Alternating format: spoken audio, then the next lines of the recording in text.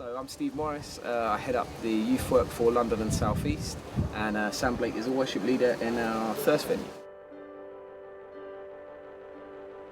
Yeah, we've been working together now 7 years in the venue. Yeah, hosting and leading the venue and worshiping the venue.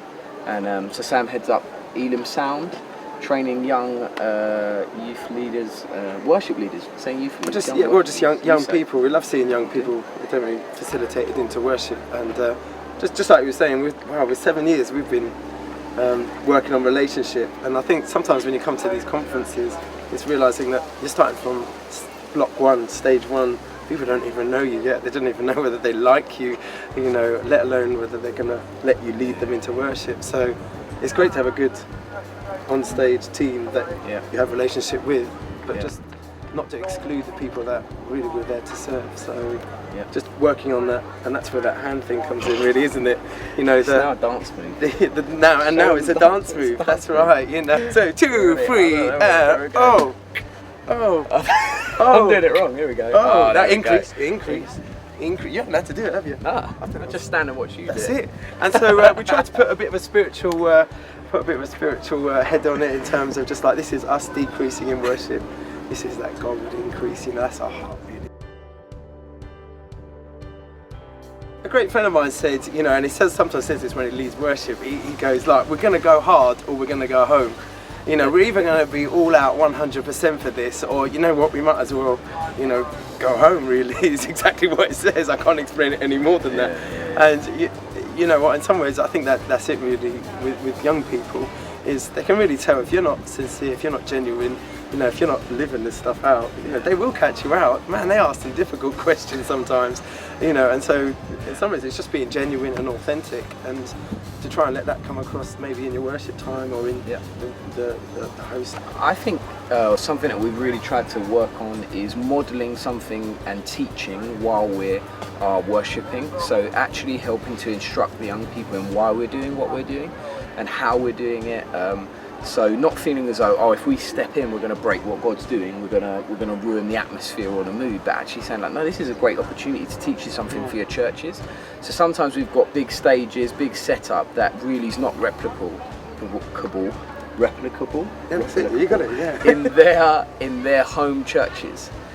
So sometimes we've even talked about just coming right off the stage, come down, we'll use one keyboard or we'll use one guitarist, come down right into the middle, preach down from the ground, worship down from the ground, because then we'll replicate what they've actually got in their churches, because they haven't got that sound system. So I think that's one way of making it. In terms of the prophetic, really giving space, actually opening up space for the young people to contribute, having a two-way listening to God. So it's not just Sam and I on the stage or whoever's hosting with us that I've got ears in tune with what God's doing. So actually to say to them, stop and say, well, is there a song any of you have got on your heart? You started, but we'll back you up. It would be unfair to leave them on their own. So it's like, quick, we're going to back you up, don't worry, but you start singing, and we'll see where God takes us. Or you come and tell the host, what do you feel you want to do? We've got a mobile phone, they text in song requests. Like, you get so many song requests. Do you know this one? Do you know that one? And sometimes it's good to say, yeah, we do know that, and we're going to honour your request. We're going to sing it. Like, sometimes we just ignore it, or we carry on and we do what we're doing. But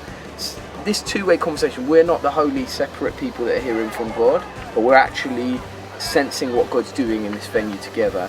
And if there's moments of silence, that's cool. If there's moments of shouting out to God, if there's moments of movement, if there's moments of dance. But we've got 2 dancers. That should not work in a youth venue, to have dancers, to bring flags, like ribbons and flags. Like, you would think it's cheesy, but we know that it's considered cheesy. So it goes beyond being cheesy, because we just know they know we're having fun with it. And then they start to break in and enjoy it, because they're not so worried about what they look like. Because if Sam's prepared to look silly, then I do often look silly, so go for it. But it's all right. Yeah, that's okay. Yeah, that shouldn't work, should it? No, it shouldn't. Ribbons should not work in a youth venue. No.